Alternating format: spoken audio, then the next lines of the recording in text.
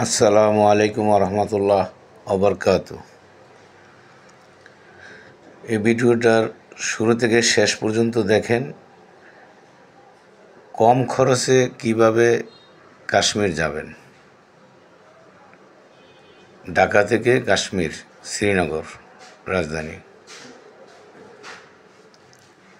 ঢাকা থেকে যখন যাবেন, বিভিন্ন বাস আছে, যেমন শ্যামলী পরিবহন, সোহাগ, তারপরে দিয়া হানিফ, নন এসি, 750 টাকা ভাড়া। বেনাফুল গিয়া পুষলেন বেনাফুল। তারপরে ওখানে খরচ হইল ট্যাক্স 1050 টাকা। তো মোটামুটি বাংলাদেশে আপনার খরচ হয়ে গেল 1800 টাকা।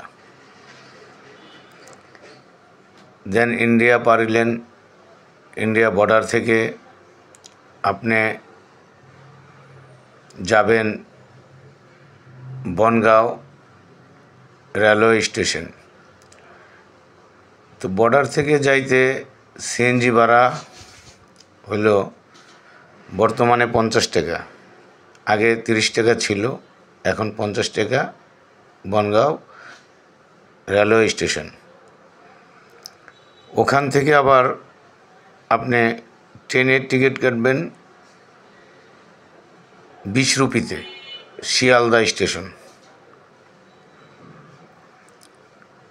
20 টাকা দিয়ে শিয়ালদা স্টেশনে চলে গেলেন।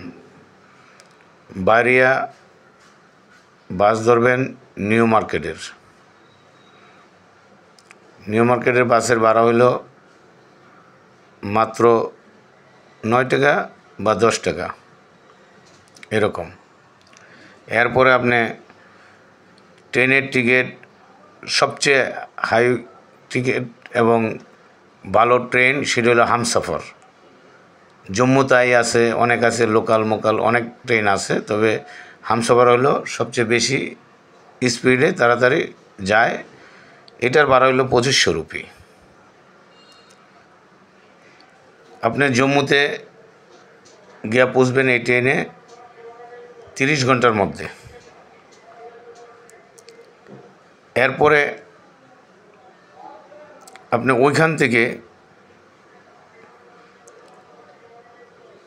ট্যাক্সিতে করে কাশ্মীর যাবেন শ্রীনগর রাজধানী, জম্মুর রাজধানী শ্রীনগরে যাবেন। ভাড়া হইল 1200 রুপি। তো সব কিছু মিলে এখানে আপনার খরচ হইল 4000 টাকার মতন। সর্বমোট বাংলাটায় যদি আপনি এটা বলেন 6800 টাকা যাবে।